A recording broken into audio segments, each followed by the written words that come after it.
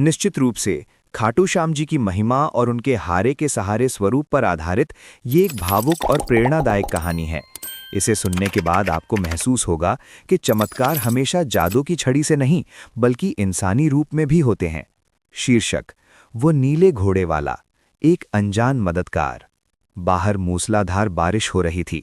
बिल्कुल वैसी ही उथल-पुथल राजेश के मन में भी मची थी। अस्पताल के ठंडे गलियारे में बैठा राजेश अपनी जेब में पड़े आखिरी 100 रुपए के नोट को बार बार टटोल रहा था। उसकी 6 साल की बेटी गुड़िया आईसीयू में थी।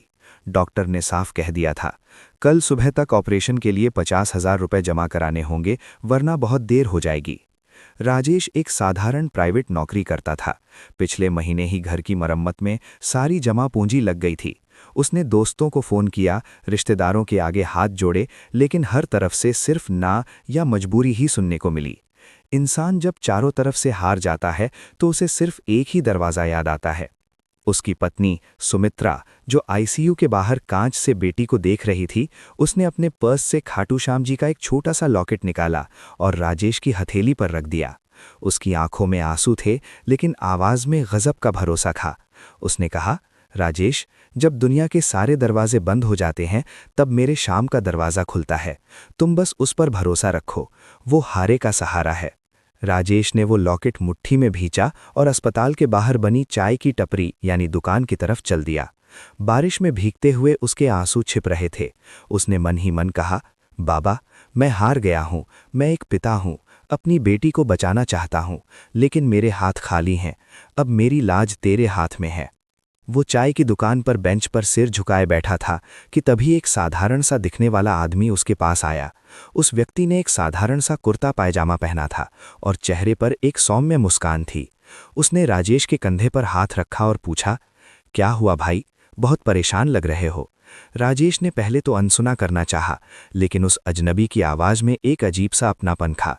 न चाहते हुए भी राजेश ने सब कुछ बता दिया, बेटी की बीमारी, पैसों की कमी और अपनी बेबसी।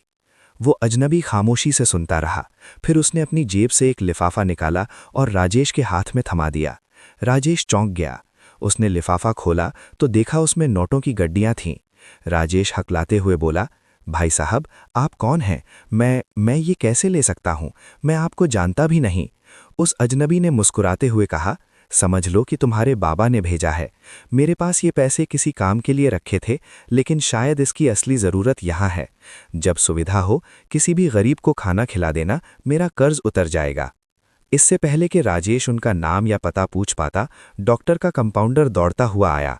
राजेश जी, डॉक्टर साहब बुला रहे हैं।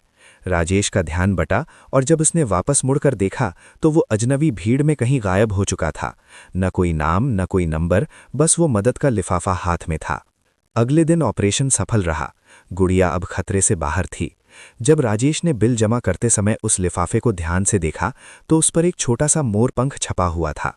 उस दिन राजेश को समझ आ गया कि चमत्कार का मतलब हवा में उड़ना या गायब होना नहीं होता। जब मुसीबत के वक्त जहां उम्मीद की कोई किरण न हो, वहां कोई अनजान बनकर आपका हाथ थाम ले, वही सबसे बड़ा चमत्कार है। राजेश और सुमित्रा ने अस्पताल की खिड़की से आसमान की तरफ देखा और हाथ जोड़ लिए। उन्हें पता था कि उस रात बारिश में भीगता हुआ वो मददगार कोई और नहीं बल्कि उनके विश्वास का ही रूप था।